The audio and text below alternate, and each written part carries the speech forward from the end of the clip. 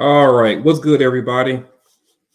How's everybody doing out there today? As you can see, I'm actually streaming during the daytime. Now, this is actually going to be a pre-recorded video.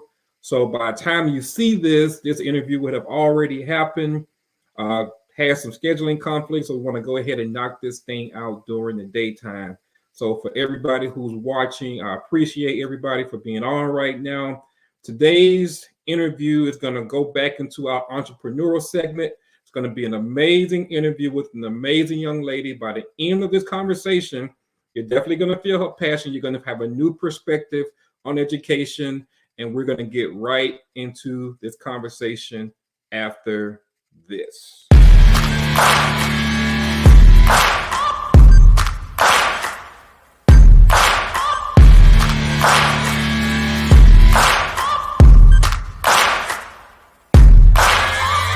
Searching for greatness in a sea of the dying and shameless, a sea of the aimless. I don't wanna be one of the nameless. I'ma wake up with the mindset that one day I'm gonna make it, and I don't think I'll be fine if I don't break my limitations. Don't try to stop me, I exist to write my own story.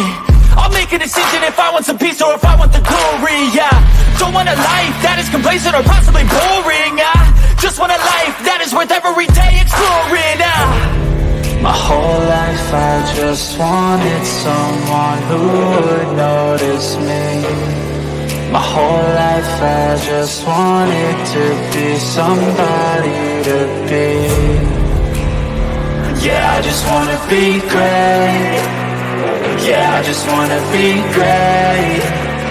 Yeah, I just wanna be great. Yeah, I just wanna be great. Yeah, I just wanna be great.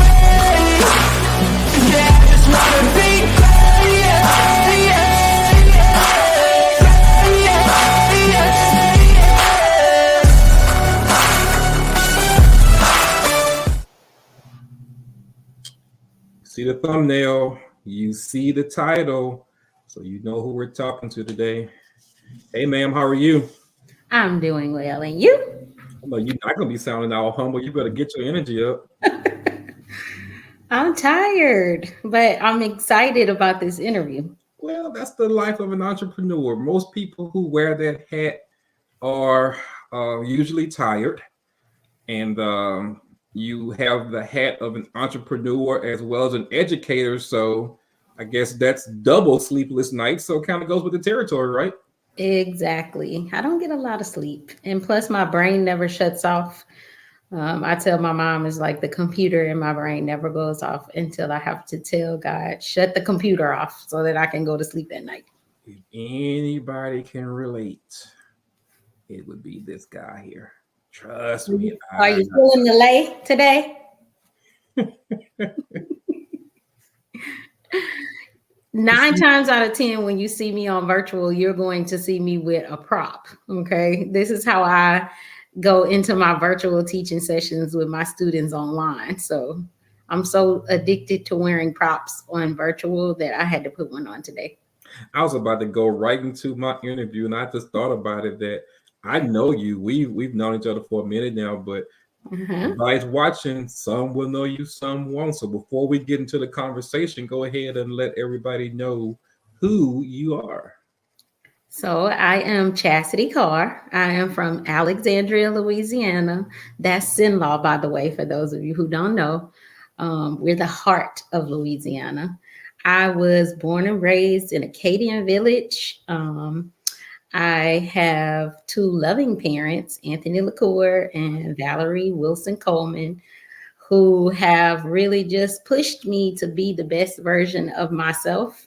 I am a mother to 3 beautiful, amazing daughters, Kaylin, Chloe, and Kelly. 2 of them are adults, so I no longer have 2 of them in the house, but I still have my 14-year-old Kelly, who is still in the house with me. I am a widow. My husband passed away in 2015. We were both educators, and so this is really something that I'm strongly passionate about, and carrying out this lifelong legacy that I'm trying to build for my daughters.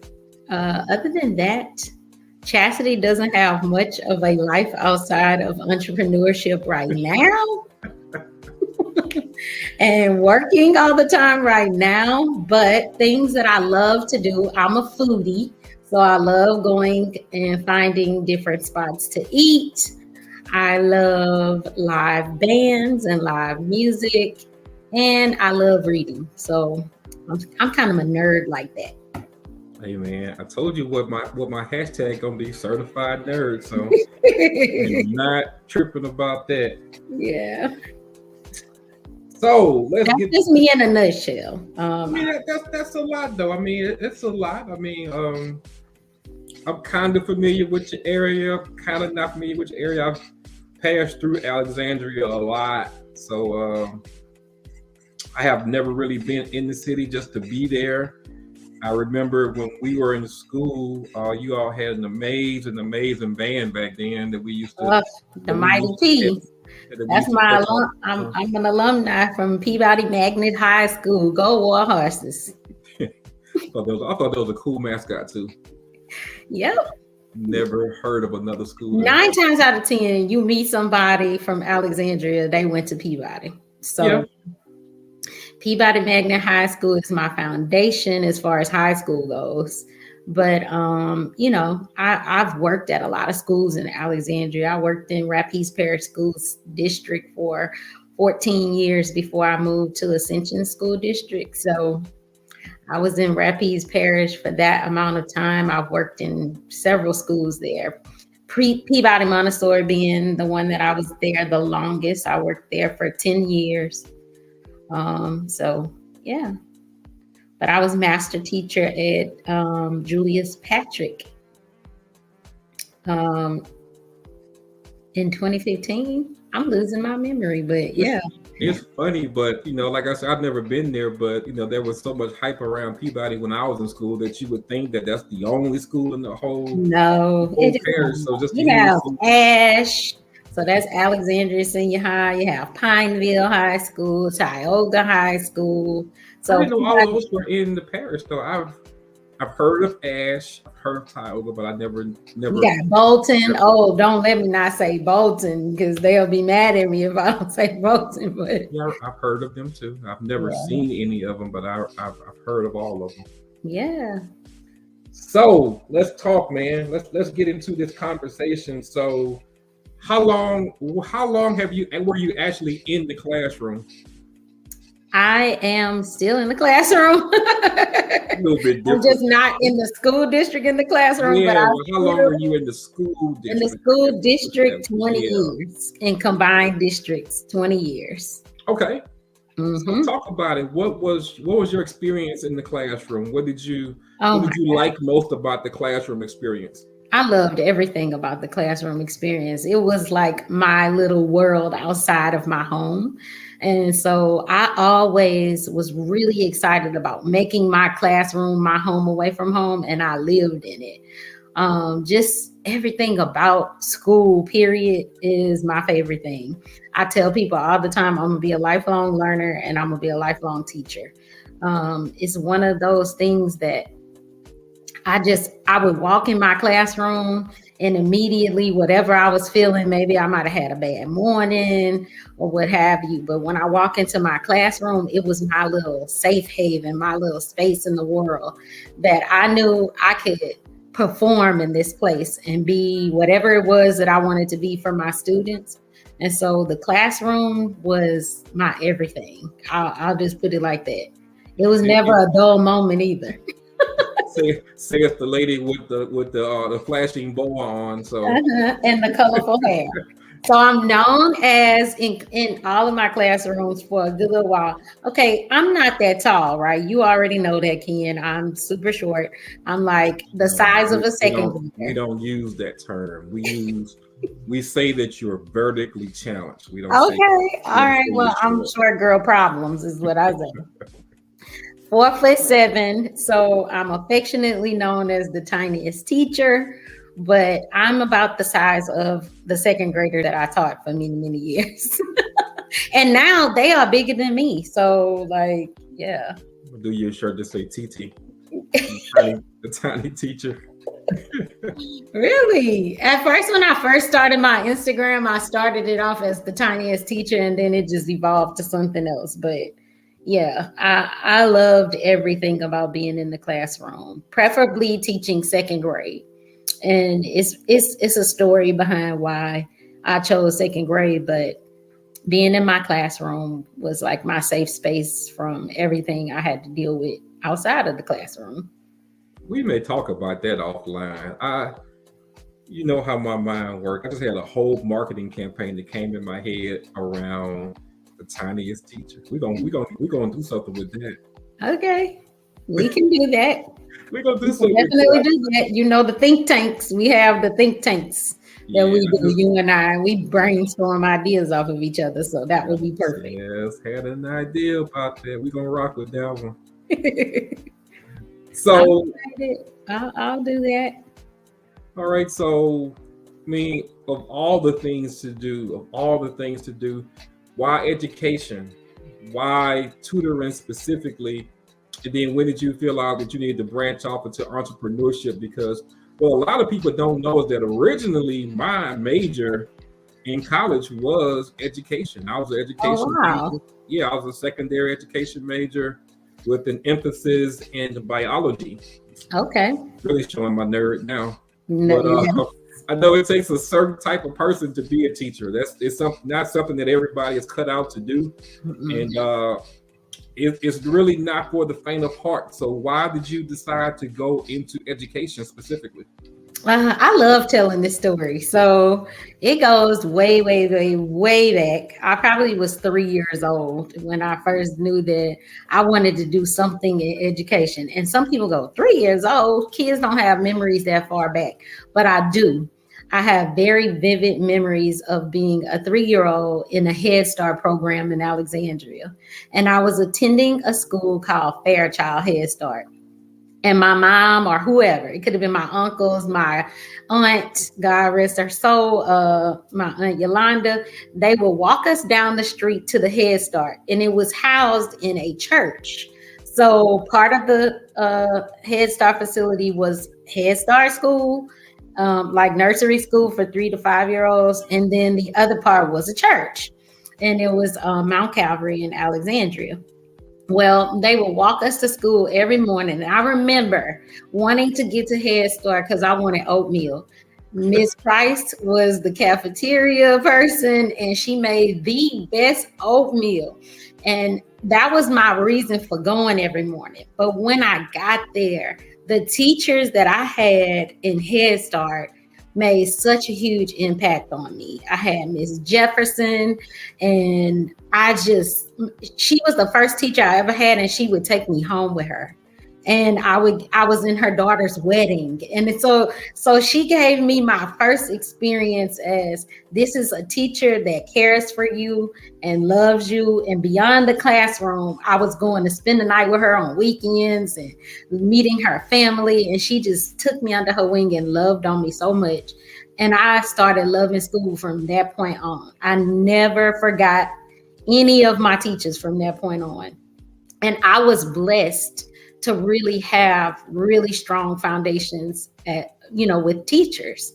And so 3 years old is my first memory of like loving school and wanting to have that as probably something that I do. And then moving on in through grade school, I thought I wanted to be like a singer / superstar.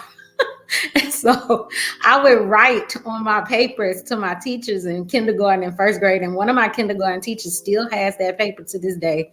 And she reminds me of it on Facebook. Her name is Miss Miller. And she told me that I wrote that I want to be a superstar one day. And so,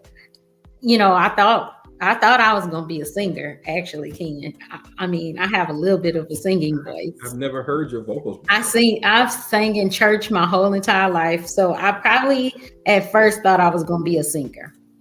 And then as I went through like middle school, high school, and then got out of high school, I went into the nursing program. Okay. So I literally was in nursing program all the way up to clinicals, and I changed my major to education. That's funny. And I think that was about 2 shows ago. I asked somebody that I'm gonna check the statistics of the number of people who actually started college with a degree in mind, went through the entire curriculum, never changed their major, and then actually got a job in their field of study. Mm. I would bet that that number is very small. Probably. But I know for myself, like, as it was getting closer and closer to going into clinicals, I kept questioning myself. I kept saying, Chasity, are you doing this for money? Is this what you're going to want to do for the rest of your life? Are you doing this because it can provide a better life for your daughters? Because I always knew on the inside of myself, it was in my blood to be an educator. My grandfather is a retired educator. He was a principal. My mother and father-in-law, they're educators. So it's like, it was all around me. And then too, like I said, the foundation with the teachers. But I spent the majority of my summers teaching my brothers, sisters, cousins. Heck, if I didn't have a warm body, I was teaching the baby dolls lined up against the wall with the I teddy was gonna bears. ask you that. I was gonna say that. I did it all. Like, I was one of those kids who, when you got out of school in the summertime, everybody was so happy, like, yes, we out. And I'm over here crying because I don't want to get out of school. Like, I could have lived from August to July and come right back again in August in school. That's how much I love school. And so I knew it was in me. Like, I knew I wanted to be an educator. My aunt, same aunt that passed away, like, she would force my cousins, brothers, sisters to sit down at the table and listen to me. And she would tell them, like, no, you're going to do what she tells you to do. If she said color, you better color. If she told you to write that, you better write it. And I love her for it because, you know, I give some of the credit to her, like pushing me to do that as a kid. Now in everything that I do, like those foundations are so important. I bet your cousins didn't think too fondly of you. They didn't, but like now they all say now, even my brothers and sisters, they all say now, they're like, we knew it. We knew you were gonna be doing this kind of stuff because, man, Yolanda made us do this with you. You were so mean, and you. I was like, I'm not mean. Well, I think that, you know, thinking about it now, I think that's one of the prerequisites for most great teachers is that, you know, you can honestly say that they have a calling on their life to be a teacher. You find very few people who, you know, later on in their life decide that they want to be an educator.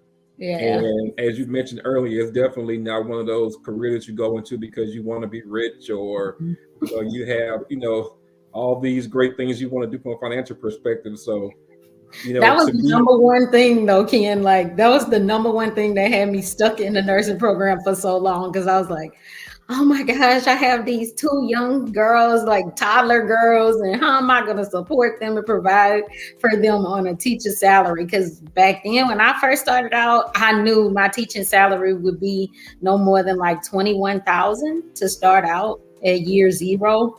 And $21,000 is nothing. It's like nothing. And not to mention, it hasn't gotten that much better as the years have gone on. It's a little bit better, but it's still not enough to live off of. And 9 out of 10 teachers, if you don't have a spouse to help you out, or a teacher isn't working a second job to create supplemental income for themselves, then they're struggling. They're living paycheck to paycheck, you know?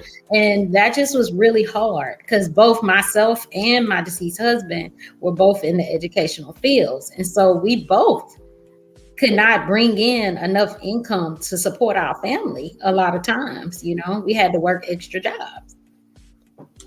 You know, ironically, when I was in school, there was 2 career areas that I was thinking about. I either wanted to be a teacher or I wanted to be a state trooper. I didn't know which one I wanted to do. I would have never guessed that. Yeah, those were the 2 things I wanted to do. And my English 4 teacher, he was our English 4 teacher, and he was also our football coach, which was rare because, you know, most coaches, you know, they teach PE or they teach something like that, but he was our English 4 teacher. And he came in there one day and he showed us his check, showed us his payroll check. And I was like, God, man, that's a lot of money. But I didn't know that they got paid once a month. Once a month. So I was thinking, straight budgeters. Do you hear? Thinking, God, coach making that bread. Coach make this every 2 weeks. So that was the reason why I went into education, because I wanted to make the kind of money that coach was making. Now looking back at it, even if it would have been a 2-week check, it wasn't a lot of money. But for a 12-year-old, for a kid in 12th grade, them zeros just looked like it was a lot of zeros behind the comma, man. So that day, I don't think he knows. He figure you. Yeah, that was the day I decided to go into education. I was deciding if I wanted to do English education or biology. And I eventually decided to go into biology because I'm not a big literature buff. I like the elementary side of education, of English, not so much the high school side of it. So I went into biology. But yeah, he showed me his check. And ironically, I thought that was a ton of money. And I wanted that kind of income in my life. Just goes to show you that even as a straight A honor student in high school, you don't know crap. Yeah. Which goes back to the testament that in order to do education, you really have to have a calling for it. You really have to be passionate about it. And think about all of the educators that stayed in it for 40, 30, 40, sometimes 50 years. Like those people I find were really passionate about what they were doing. For me, I was never that teacher that said, I'm going to retire from education.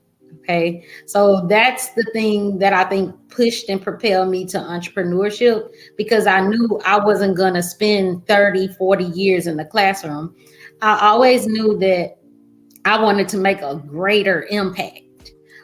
So I would always look at the students in my classroom and say, this is 20, 25 kids in this classroom. What if I could do what I'm doing with 200, 300, 400?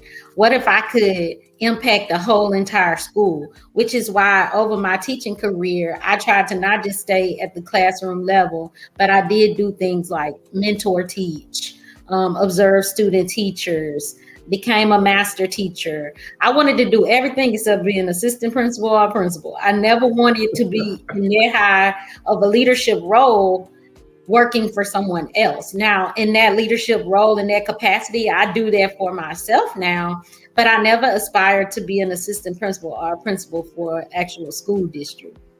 Once I got to be in the master teacher realm and you get to work closely with that level of administration and you get to see all of the things that they are required to do and all the ins and outs of that, I liked to be like, have a viewpoint of that type of leadership. And it helped me as far as how I pace myself through my own businesses now, but I never wanted to do it at that level in a school. And so I think for me, it was always knowing that I wasn't ever going to be doing this for the money. I could just take that little paycheck and just throw it on over to the bill collectors, because it was never going to provide me, you know, this life that I see a lot of people living outside of being educators. Because, you know, it used to bother me because my husband, my deceased husband, he worked 2 jobs. So he worked at the school and he worked in the PE class as a paraprofessional. And then he worked for UPS. Mm-hmm. And the irony of that was he made more money working for UPS part-time, yeah, than he did working for the school. And so we would have these conversations all the time about, you over here working with kids and impacting lives and changing lives, and then over here you slinging boxes. Sending bills to people's house. Huh? Bringing bills to people's house. Yeah, you making more money slinging boxes than changing lives. And so the irony in there was like mind-blowing to me. And that's when I knew I would have to not only to be able to, you know, provide for my daughters once my husband died. I knew I was going to need to do more. You know, I knew I was going to need to have some supplemental incomes to be able to help push and propel me to be able to provide for them, send them off to college, whatever it was that I was going to need to do. I wasn't going to be able to do it on my teaching salary alone. And I thought climbing the education ladder would provide me with more money, but then I learned that that was a flop as well. Yeah. Yeah. Because I spent more money going to get my higher ed degrees than I was able to earn. So my earning potential had a cap on it, you know, and I no longer wanted that to be my reality. And that's what pushed me into entrepreneurship. So do you know that finna show my nerd again, but I read a book by an author named Chris Hogan. He Mm-hmm. was a guy that was a personality on with Dave Ramsey. And do you Mm-hmm. know that the occupation that produced the most millionaires was actually a teacher? Yeah. Yeah. Everybody has a teacher to thank for where they are today. I'm saying that the people like outside of athletics, outside of entertainment, outside of all those big things that Mm-hmm. they surveyed like 1,000 millionaires, and they Mm-hmm. found out that the career that actually produced the most millionaires were teachers. And what they were trying to show is that you don't have to make a ton of money to actually become a millionaire. So most of the people who they interviewed that became millionaires were actually teachers that lived off of, $40,000 to $60,000 a year, but they had great habits when it came to balancing their budgets and doing great with their finances and saving and things like that.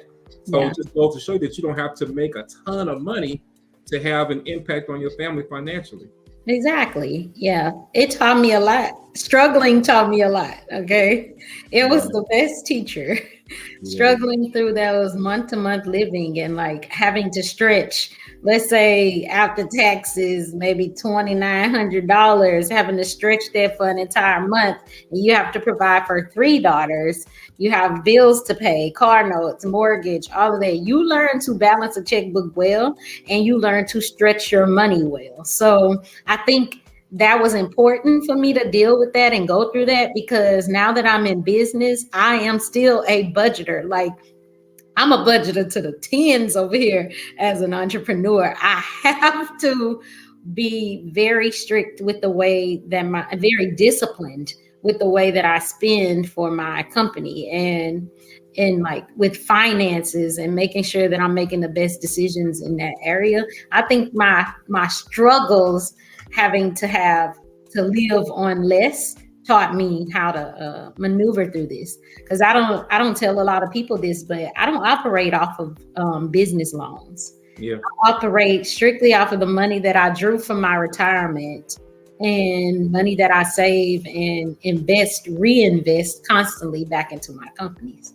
Well, it says a lot that you were willing to pull money out of your retirement to start your business, because it just shows that you truly believe in yourself, you believe in your vision, and that you were willing to bet on yourself. That's the one thing that most people are not willing to do. They're not willing to bet on themselves. They look for other people to pour into them, and they don't want to take any type of sacrifice. They don't want to take any type of risk. No risk, no reward. That's what I always tell people. No risk, no reward. Scared money don't make money. They say it all the Scared time. money It's not don't just make in money. rap songs.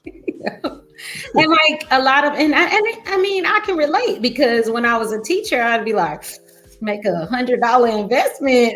That $100 could have bought $100 worth of groceries in my home. But even when I was a teacher, I was finding ways to supplement my income. So my first company, I partnered with one of my good friends, Kendra Jones, and we had a company called Two Wise Owls Educational Publishing. And so I was like, I've always been a researcher trying to find the next best thing in education that I could jump on before everybody else. And very early on, 2011, 2012, Teachers Pay Teachers was founded. And I was one of the first 300 teachers on Teachers Pay Teachers Marketplace. And I got my friend into it, and we started creating and designing curriculum resources on Teachers Pay Teachers. And back then, that was before Common Core hit, but right at the turn of Common Core. And so we were very successful with our efforts to create resources on there. I created an entire 6 units of curriculum that went with a district's reading program. And then that program was adopted in other districts across the United States. So I've had sales all the way from Louisiana to Florida, all the way to Alaska. So that was my first company that I started. And I started that company in 2012. Well, that actually wasn't my first company. That was my second one, King. My first company was my first tutoring center that I started in Alexandria. But that was one of my ways that I would supplement my income. I was tutoring kids at home all the time after school. Sometimes before they stopped letting us tutor after school in our classrooms, I would tutor sometimes doing that. And then parents just got wind of, oh, she's really good at tutoring second grade kids. And I was tutoring half my class after school. So I just started tutoring them at my house, and I was making money doing that. And then I went from that to creating the resources on Teachers Pay Teachers. So those were my first two companies. 2010, I opened the very first Kiss Your Brain in Alexandria. Nobody really knows that except my Alexandria people. So I'll ask a question because I come from a small town, and I know that for a lot of the people in our community, you know, we had tutoring programs that were basically free. It was just, you know, teachers that really cared about the students and really saw that they needed help. So they would stay after school or come in on the weekend to give us extra work and things like that to help us out during school. So from a business perspective, how willing are most parents to actually put a dollar amount to helping their kids outside of the parameters of school to get the help that they need? That's an awesome question, Ken. And it's something that I deal with a lot in my business. So originally, when I came up with this idea, that is the first thing people would tell me. Why would you do that when the school offers free tutoring? Wow. Yeah. And so being an educator and being in systems and watching the different programs that came in and out of them, I saw where there was some gaps in some of these programs. Okay. And I knew that I had something to offer, but they weren't willing to pay me to do it at the school level, what I wanted to be paid. Okay. And I felt like I could bring high quality services to some district tutoring programs, but I wasn't being, offered what I wanted, to be able to have to leave my family in the evening, be there for a certain amount of time. So through tutoring in the schools, I was finding some gaps there. I was like, it's good. Sometimes you have teachers that actually really work with the kids, and sometimes you have some teachers that's just there, collect that little bit of money. They give them a bunch of worksheets, so you don't know the quality of the tutoring that's happening. Whereas for me, I try to encourage parents to say, put your money where your mouth is. That's right. A child is an investment, okay? They're not just kids that you brought into the world and you have to give everything to them. You want to see them be able to give back to you. So you put your money and you invest your money in things that you know are going to create a return, correct? Yep. And so I invest in my children. You should invest in your children, and their education is a great way to invest in them. Now, you could go to I tell them they could go to the public school system and get the free tutoring. But when you come to see me, you know you're getting a completely high quality program, completely certified educator here who's done 20 plus years in the classroom. I still teach. I teach college. So, you're getting way more than you would just leaving them after school for 1 hour, where they're going to be one of many in a classroom. Yeah. You know, a lot of kids may be there, say they may have 40 some odd kids that qualify for the after school tutoring program for free. Well, all hands are not on deck, you know. And like I said, quality matters. So I tell parents, put your money, invest your money where it matters, where you're going to create a return.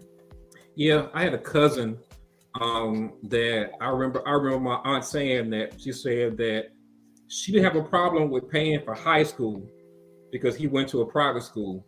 She said, I'll pay for high school, I'll pay for tutoring, but she said, I'll be damned if I pay for college. Okay, so what you do in high school will That's right. dictate how your college will be paid for. And that's usually the exact opposite of the way that we do it. We will go through high school for completely free. We feel like because it's a public school that our tax dollars pay for it, so everything within that school should be free. And then when it comes to college, then we'll pay for it, Yep. which typically means that we will get in debt for a loan that we would never pay. Yep. That will ruin our credit, that will have us behind the A ball anywhere between $50,000 to $100,000 or more. And some people who go back for those advanced degrees for money that we'll never pay for, that will haunt you for the rest of your life. Yes. So I absolutely agree that if you're going As opposed to putting that money and investing in them now, as young as pre-K. And I tell parents, they're like, pre-K, you don't put a pre-K? Yes, as young as pre-K.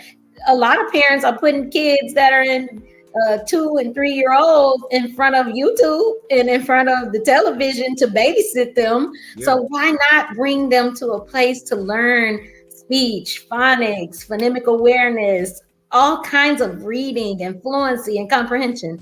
Invest in that child at an early age so that in their latter years, you're not making all of the investments. I never paid for my 2 adult daughters to go to school. They went on full rides. You know, their housing, everything was paid for, but they made honor roll and straight A's their entire life. They all started reading before they were 3 years old. All of my daughters, and I have 3. I keep saying I have 3 because 3 daughters is different from having 3 sons, Ken, just so you know. and I, like I say, I read a lot. I'm just an avid reader. I just love to learn anything. So how I came across this statistic, I have no idea. But I have saw a statistic that said that most kids, most of their foundational learning, their foundational comprehension happens before the age of 5. So if that's the case, why wouldn't it be a bad thing to instill in them structure, instill in them fundamentals, and the love of education early? Because like for my son is 5 right now. I've already identified a couple things that he does exceptionally well because I push education on him. He's going to be he's going to be able to draw well. His vocabulary is scary. And he does a lot of rational thinking. Like you can give him awesome. You can give him like, I won't call it a word problem, but just give him like context clues and ask him how he thinks this is going to end. And he'll go back and he'll tell you, well, if they did this, he's inferencing. And if they did this, that's awesome. There's a good chance that they probably gonna do this in the end. Already at 5. So that's really, really good.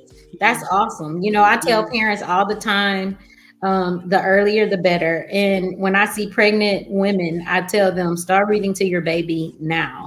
They can hear your voice. By the time their ears develop, they begin to hear sounds around 6 weeks. They start hearing sounds. And so about 6 months, you know, you need to be reading to that belly of yours, you know. I know for my daughters, they came out but while they were baking in that belly, I would have music on headphones going to my belly. I would read books to them going to my belly. I remember when they first came out, I would read to them every night, even when they were little and they couldn't even understand all of the words.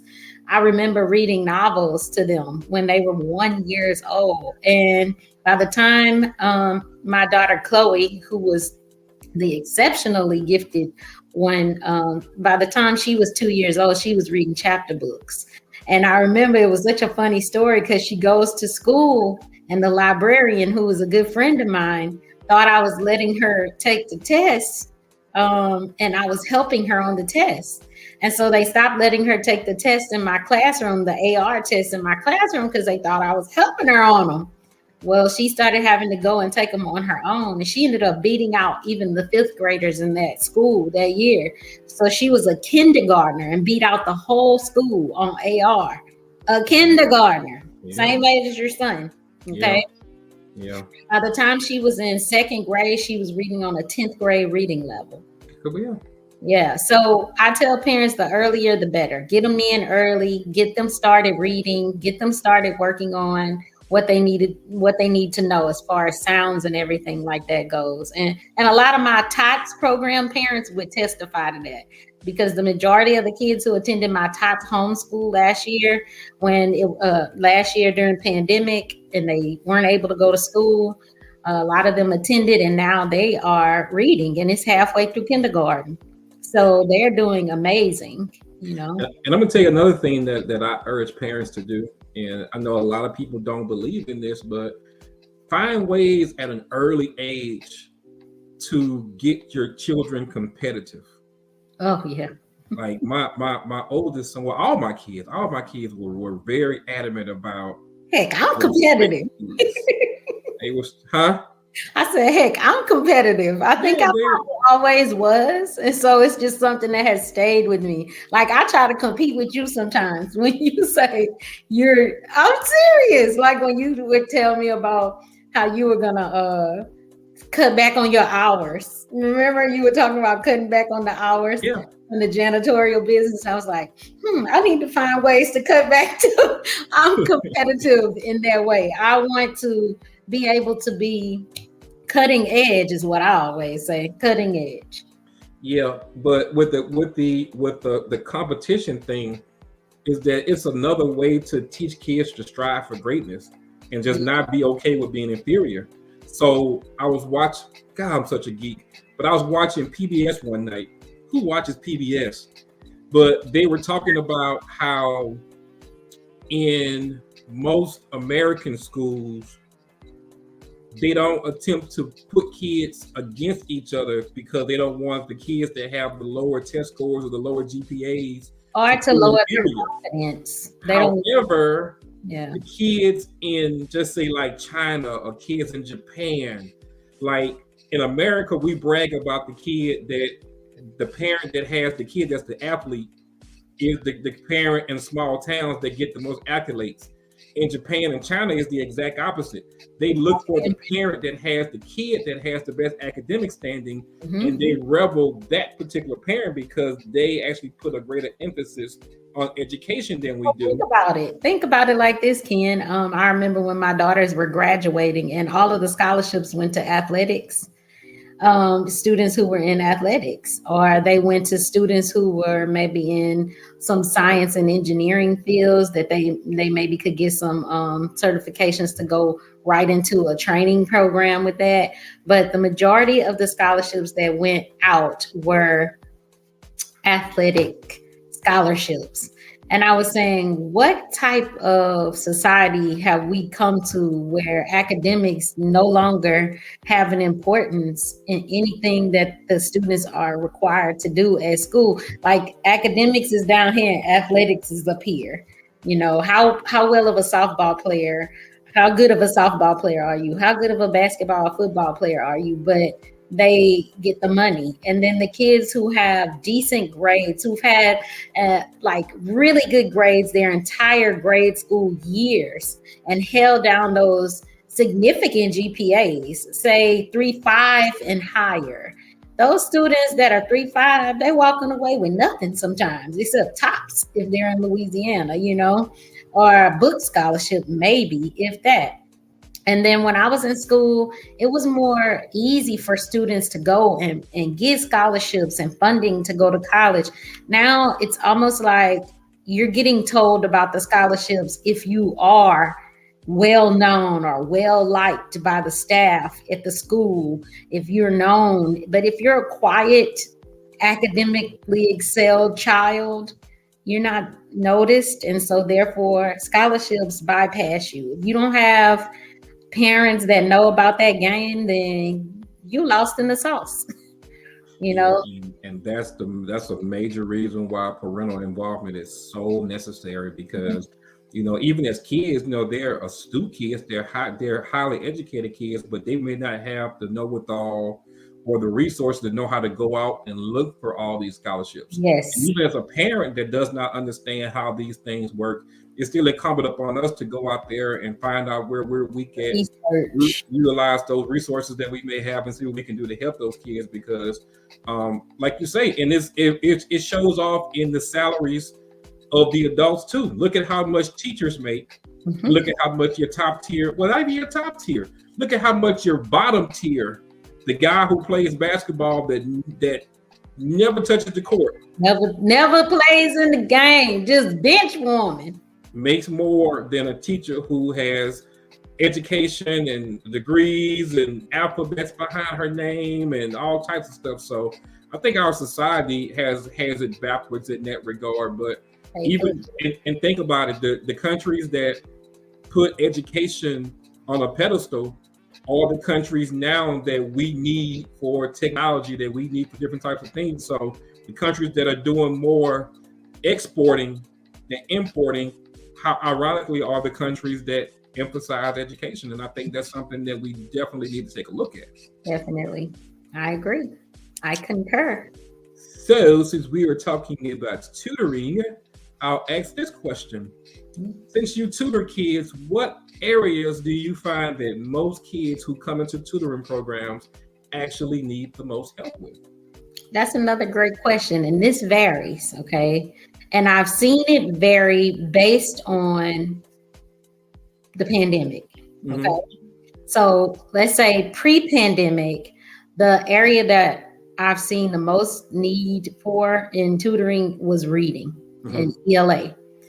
But now, post-pandemic, well, we're still in, I don't care. We still there. I don't think there will ever be a post-pandemic anymore. But post, March 13th, when they shut the schools down, now I see it shifting to just about every subject. And the reason being is because students were thrusted from going from being in classrooms with teachers in the physical setting, in the physical classroom environment, to doing just what you and I are doing with virtual learning. And there were tons of gaps with virtual learning. Yeah. You have school districts and school systems all over the world trying to navigate how to get laptops, computers, and technology in the hands of all of their students at the same time. They're having to learn, because it's a lot of teachers in the schools that are not tech savvy, okay? Yeah. So they're having to go through trainings and learn how to do these different things. And then you have teachers that are not comfortable with being on camera, okay? So you have all of that playing a part in, now the students are in these virtual classrooms where you're not able to sit and talk to your friends. You're not making any physical contact with them. And at the same time, you got to stay engaged into this camera, looking at this person all the time. There were huge gaps in learning. Now, some districts will say it didn't hurt them. Their test scores were still fine. Hey, I don't deal with red tape. Okay. I just go my own separate way and keep my thinking up here.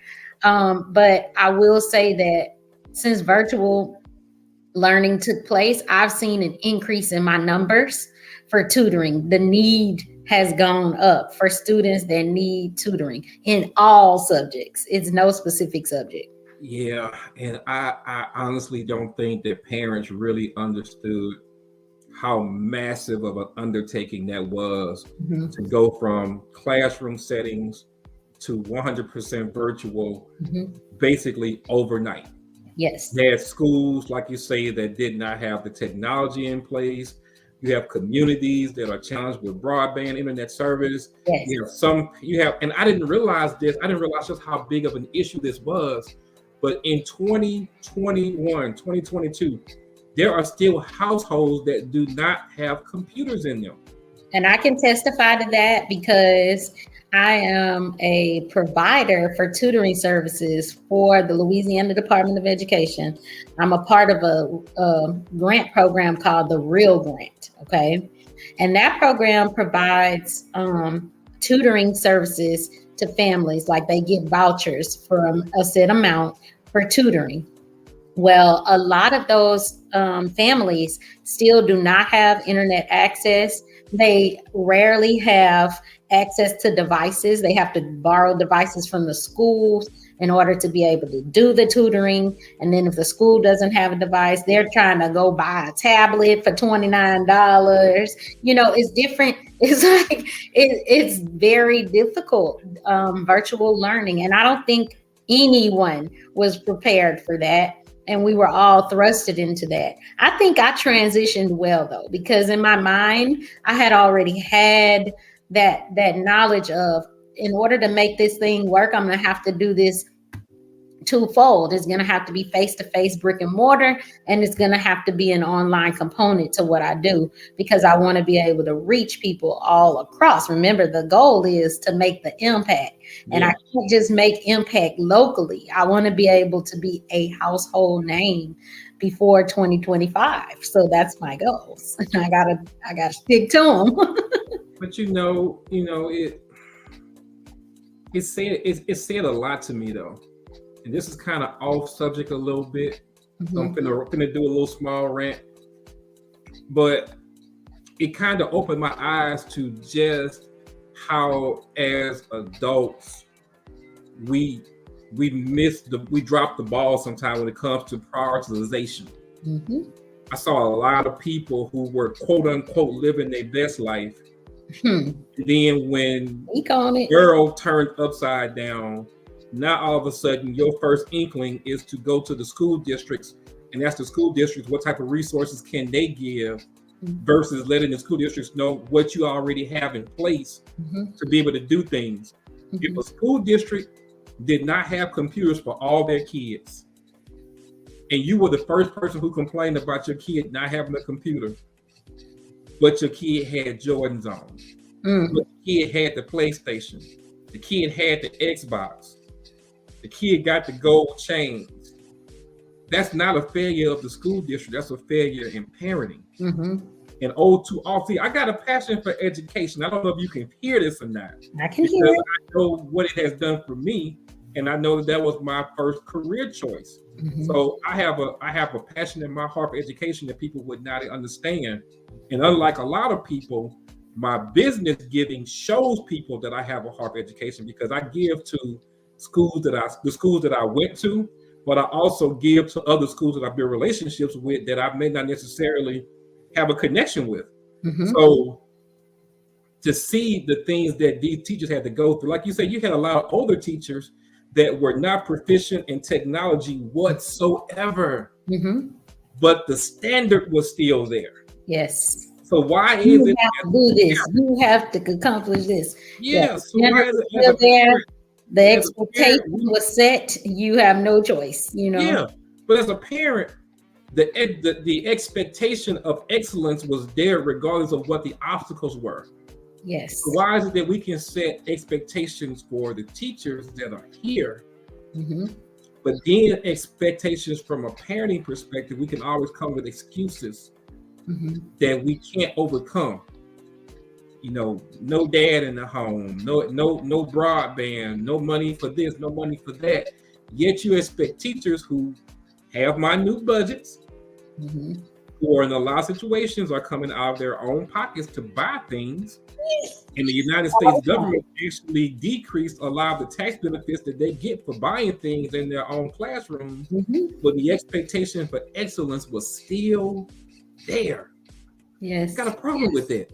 You're gonna make a lot of my teacher friends happy with this one, Ken. I got a problem. I'm serious. I really have a problem with that. That's why, like I say, I think I play devil's advocate in this area because I've been in the classroom and I've been out of the classroom. So I can see it from both perspectives. I can see it from your perspective, but I can also testify to the fact that there are homes and families that really do have struggles. And there are students who come from low socioeconomic statuses that those that technology being provided to them and then having ways to get broadband internet into their homes was necessary. Absolutely. But I can attest to there being families where students are just like you said, they come in the Jordans, the best of the best. They have the nice cars and all of that, and then they walking in the school like, "Where's my computer?"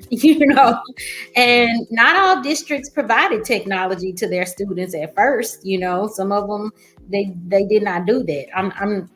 I'm almost positive that they weren't all doing that. I know here where I am in Ascension, all students were afforded an opportunity to have technology. And that was one thing that I tipped my hat off to Ascension for, because their technology department and getting out that technology to all of those students and ensuring that they were there for support and for calls if you needed them.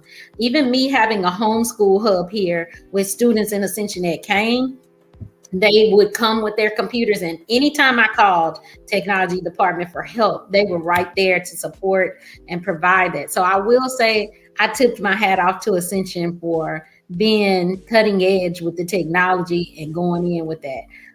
It's just, I play devil's advocate when it comes to it, because I know that there are some very low socioeconomic status students that need that support and that help. And then I know there are some that don't really need it, but they're looking for it, Yeah, and I think, I like I said, I look at everything from a business perspective. Mm-hmm.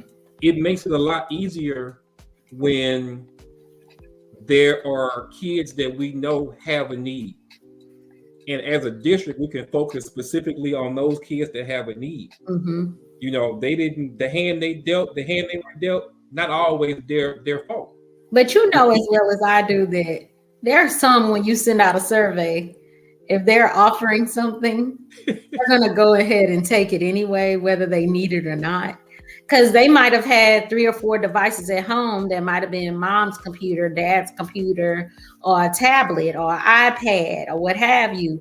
And they're saying, no, I don't have a device. My child needs a device. You feel me? So surveys went out. But even to bridge the gap,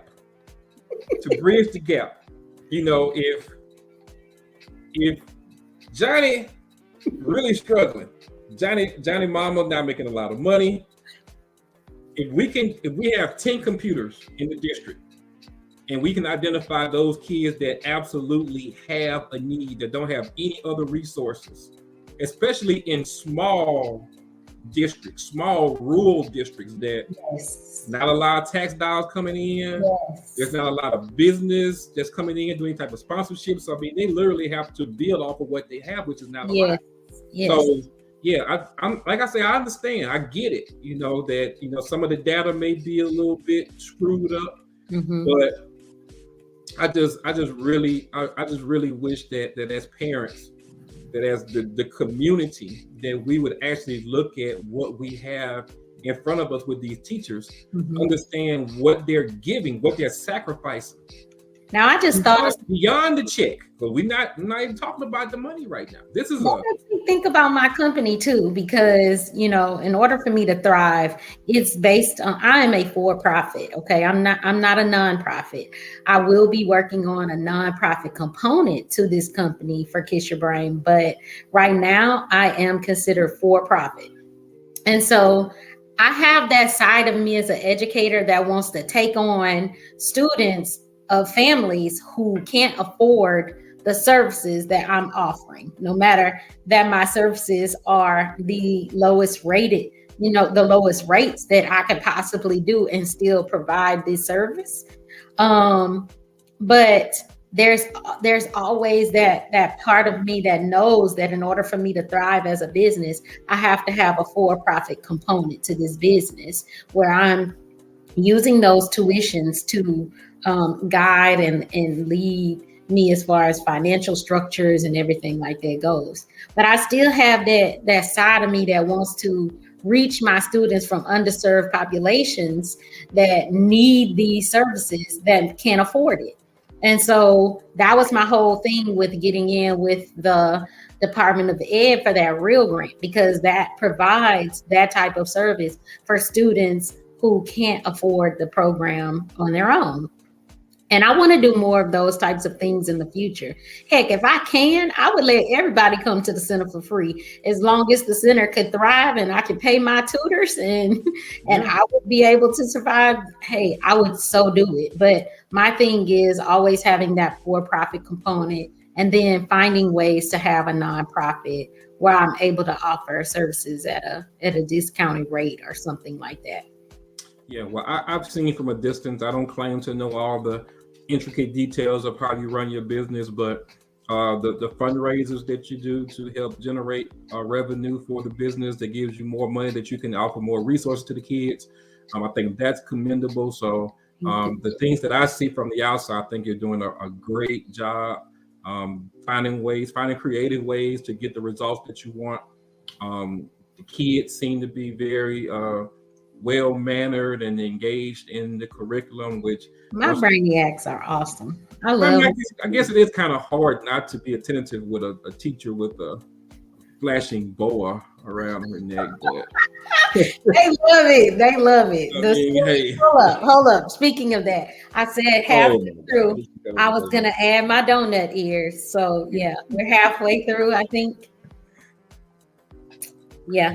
So she has on the donut ears. Just to let you all know, this stream is not sponsored by Krispy Kreme. So those of you who may think that we have props to introduce Krispy Kreme, nah, we don't. So we talked about this briefly through the conversation, but what do you think something that parents can do to help the kids that they have that are struggling in the classroom? My number one thing that I do, and I have to give a shout out to my Brainiac Parent Club president, Sagan Allen Williams. I have to give her a shout out because she keeps my parents in the know with uplifting videos as that are encouraging. But one thing that we always stress to our parents is to keep an open line of communication with their child's teacher. Absolutely. And they have so many different ways to do that now. Some of them use Class Dojo, some of them use Remind 101, some just do it via email. But keeping in constant communication about your child's needs and the things that they're being successful in and the things they're struggling with on a regular basis. And I'm not talking about letting 2 and 3 weeks go by and you're seeing, this child is struggling with their homework at home. I'm saying weekly, you need to make contact with your child's teacher. If they have multiple teachers, weekly, get them all in a email thread that you're sending out a weekly email on Sunday saying, hi, this is so-and-so. I'm so-and-so's mother. And I just want to know what I can do to help my child be more successful this week. What lessons are they going to be in math? What module are they going to be in math? What reading strategies will they need to be learning? How can we help with reading from home? If they have a newsletter, making sure that you have the newsletter sent home digitally, because a lot of times kids forget stuff at school. So sending a digital copy of the classroom newsletter that says everything they're going to be doing for the week or for the month, and just staying in the know when it comes to like testing and grades. I tell parents all the time, learn your school district's pupil progression plan. Okay. If you do not know what a pupil progression plan is, it lists out so much stuff that are like rules and regulations that schools and teachers have to follow. And so learn your district's pupil progression plan, especially when it comes to grading procedures and retesting policy. Now, different schools do different things, but they all have a retest policy and they all have a grading policy. And so if you are staying in the know about what's my school's grading policy, what are their retest policy? If my child is making straight F's, is there nothing happening? Are they never being given the opportunity to retest or take something over again? That is so important that you're making that contact. Don't wait. We have different districts do different things like Power School. Private schools use RenWeb. All of those are grade reporting apps that parents have access to. If you do not have access to your child's Power School or whatever grading system they use, you need to go to your child's school, speak to the secretary, principal, assistant principal, and say, hey, I need my child's login information for their Power School. That way you can be checking their Power School daily if you want to. I wouldn't suggest daily. I would suggest maybe every Sunday to check your child's Power School. I try to inform my parents, did you check the Power School? That's how we stay on top of things. And so constant communication. That's what I would say. Constant communication, keeping that line open. So I need you to repeat something for me. Okay. That was my first time hearing that before. Okay. I know everybody, when they think of PPP, they don't think about education. So what is the education PPP again? I've never heard the term before. And a lot of parents haven't. It's called a pupil progression plan. Okay. Interesting. Progression plan. Now you're going to have me looking that up. I've never heard that before. Yes. So see, people, there is more than one PPP. There is. One is a loan. One is an investment. Focus on the one that's the investment. Because the one that's a loan, gonna get a lot of y'all caught up in trouble. They got me locked up. They won't let me out. So look, man. Everything you've talked about, I'm pretty sure that everybody that has viewed this understand that number one, you have a tremendous passion for education, and number two, that you are certified and you're credentialed, and that you know the things that you're talking about. So here's my question, the ultimate question that I ask all my entrepreneurs that come on this show. What are your plans for the future? Because I can hear that you have huge goals. I can tell that you want to be the absolute best at this thing. You want to make a global impact. So what is the next step? What's your future plan so that you can go ahead and accomplish this next phase of your life? My plans for the future are to continue to follow in the footsteps of my lifelong mentor, Miss Dr. Marva Collins.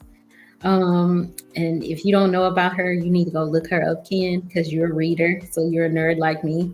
But you will see my life somewhat mirror Marva Collins's life. And she was an educator, got disenfranchised with the school district in Chicago, and she opened a school in her home. I opened a school in my garage.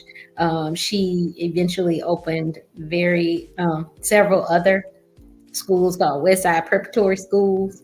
My goal is for the future is to eventually open my own school called Carr's Academy, where we will be known for creating academically resilient and respectful, resilient students.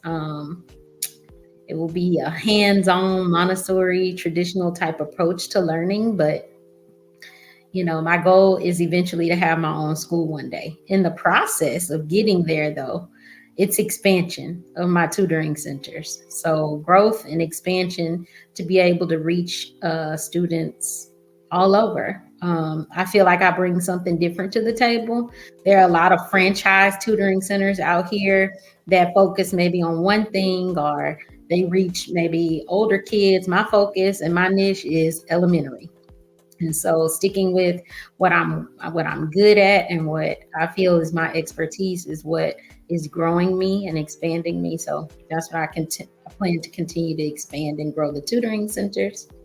I also have my hands in some other things. I want to get into retail. I want to get into retail with some educational products. I can see that.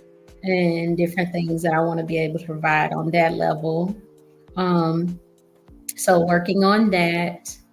I also want to dibble and dabble outside of education with some other things that I'm very passionate about. We're not letting you do nothing for education. Huh? Not letting you do anything else for education.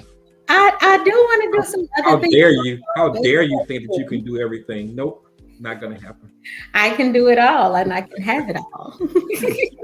I can do it all and I can have it all because I belong to God and He tells me in His word that everything is His. So if I belong to Him, everything is mine.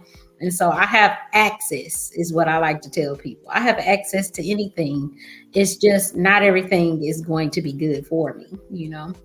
Well, Right. that's the only way that you can shut me up. I've never argued with anybody that say that they're a child of God and God owns everything, then everything technically is in their lineage, so they have access to it. So you Yeah. found the one weakness in my armor that I would never I shut argue. you up. Yeah.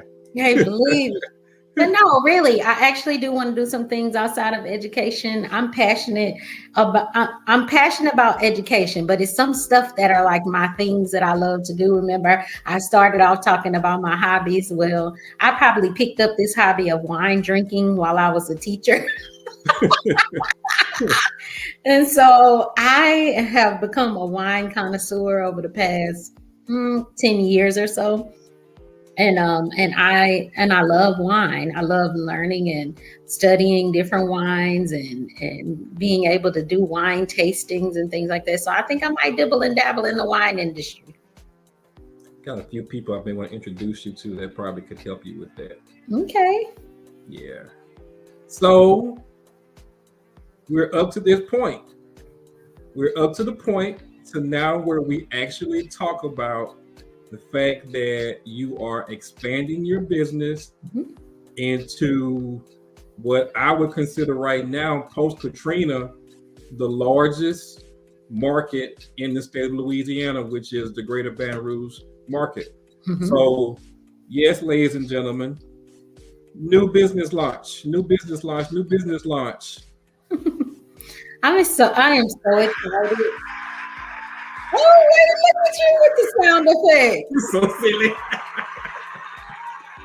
I have just loved watching this show evolve. I've been a fan of your show since you first started. I watch just about every episode, and if I can't catch them live, I definitely watch them on the replay. So I appreciate I when you put the sounds up, I was like, oh, look at you. Okay. Yeah, we work it, man. Working off a budget right now, but we got I got a lot of things that I want to do with this too, and I appreciate you for watching and supporting and being somebody that I can bounce ideas off of, because this venture has taught me a lot about the people who really rock with you. Yeah. If you're doing something that is highly visible, if you're doing something that is mainstream, then people will latch on to you just because they feel that they can benefit from it in some type of way. But the vision for this particular thing has never been to become popular. It has never been to benefit from it in any large scale. Now, do I want to make this a business? Absolutely. Mhm. But initially, my vision for doing this was, and I've told you this, Mhm. I truly believe that in today's society, if you get an adult to write something down, or if you get an adult and you transcribe their conversation, Mhm. you get a kid and you transcribe their conversation, other than different levels of vocabulary, you can't tell the difference between the two conversations, because as much as we think they're not, kids are becoming more mature and adults are starting to limit themselves when it comes to their conversations. Mhm. So Definitely. we start having conversations with people like me, Mhm. entrepreneurs, people who were movers and shakers in their industry, people who were educated, people who actually wanted to have what I consider to be elevated conversations that we can have, and that we can realize that as much as we think that we're the minority, there are really a lot of people out there who have aspirations to do more. They're just a silent majority. Yep. The minority of people who don't give a crap, that have no aspirations to do anything beyond where they are, that don't want to stand out, are typically the people who make the most noise. Thus, they get the most attention. Mhm. My superintendent, when I was in school, it sounded like such a corny thing that he said back then, but now that we've gotten older, it makes absolute sense. He used to always say that an empty wagon makes a lot of noise. Hmm. That was his moniker. He used to ride with that all the time. My thing is, I want to start bringing more full wagons, put them out front, and let them make all the noise they want to about whatever it is they're passionate about. And you've So, done a great job of that. You've done a yeah. great job of that. That's why I was like, when you gonna interview me? Well, like I say, I thank you for supporting me. Trust me, there are a lot of people who have said that they rock with your boy that have not shown the support that you have. So I appreciate that, and I appreciate you for coming And on. I'm wearing aside. And I'm wearing your shirts that you designed for my company. Love them. I have them all in red, my favorite color. Yeah, I saw the one that your mom had on. It looked good on her. Yeah, I have to meet with you after we are done with the interview because my whole staff is ready to order. So Yeah, and we're gonna go ahead and get that. trademark designs. Get that Shameless plug. summer. Oh, no shame whatsoever. Trademark is about to start sponsoring some of these streams. So I got some trademark commercials that we're starting. Yes, because you're already doing my summer camp teas. Yeah, that are going to show while the stream is going on, and we need to get together to start doing the things for the summer camp. We need to get together, figure out what part you want me to play, and the talking to the kids during the summer. So yeah, the people that you all see that I have on these shows are not people that I just meet and our conversations or the end of our relationships. These are people that I actually believe in, people who I actually want to go and give my resources and my time to help them to bring their dreams into existence. So new business lunch, because we got new business. We got off topic for a second. New business, Kiss Your Brain it's actually number 3, but we're saying it's number 2. Is opening in Baton Rouge. We are located on Segan Lane in Baton Rouge. It's 9270 Segan Lane, Suite 101. I am so excited about opening up the Baton Rouge location again. I have talked about it for so long. It's been something I've been wanting to do and really have pushed all my energy into this expansion. It's not easy. It is not easy at all because I'm so attached to where I've been here in the Gonzales location, and I'm still going to be in both locations. Parents, I think, are worried that I won't be able to be in both locations, but your children will see me in both locations. I have 2 amazing office managers, my mom, Valerie Coleman, and Miss Wanda Darville, who are just the heart of my companies, and they have done such an amazing job of helping my students transition during this time as we move over to the new location. So we are going to open up over there in about 2 more weeks. We still had a lot of we had to go through our permits and everything. It's a little bit different in BR than when you're in Ascension. So we've done with all of our permits. We're working now to get technology in over there and get the building up and running. Classrooms are ready. My office is ready. We still have some other things we're working on. So maybe about 2 more weeks and we'll be up and running over there. We are going to have summer camp still at our Gonzales location, but we're going to have a summer enrichment program there as well. So Baton Rouge students, if your families, parents, grandparents, if you're looking for somewhere for your children to go for the summer, think about Kiss Your Brain Tutoring's academic program for the summer. And that's it. Well, I'm looking forward to it. I know from the entrepreneur perspective that growth is both exciting and stressful at the same time. Mm-hmm. But I have the utmost confidence that you're going to not only do well with this, but you're going to exceed your own expectations. I'm putting that into the atmosphere right now. I receive it. I receive it.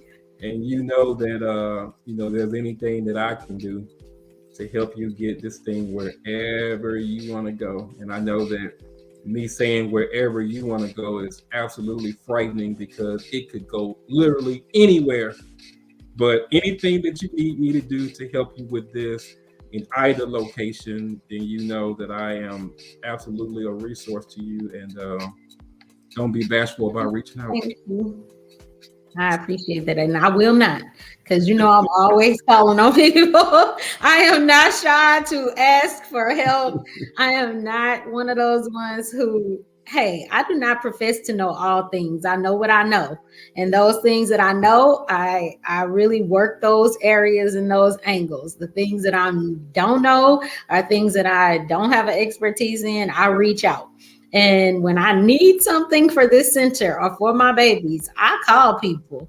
I don't want them to not have experiences. That's why I invited you in for the summer camp stuff, because I want them to experience, different areas of community and people coming in and providing help and services to them, like what you do on your show, which is one of the things we'll be doing for summer camp. We'll have our Kiss Your Brain podcast and our Kiss Your Brain YouTube channel, and the kids are going to be running it. So Nice. I'm excited. Nice. So look, guys, here you see it. You see that there are many facets to education for a lot of my teachers out there. You guys see that there are some things that you can do outside of the classroom to even further your craft, that you can stay in an area that you love to be in, ways that you can actually make more money, help a larger segment of people, and then be fabulous and wear donut ears on. Oh, wait, hold up. One more.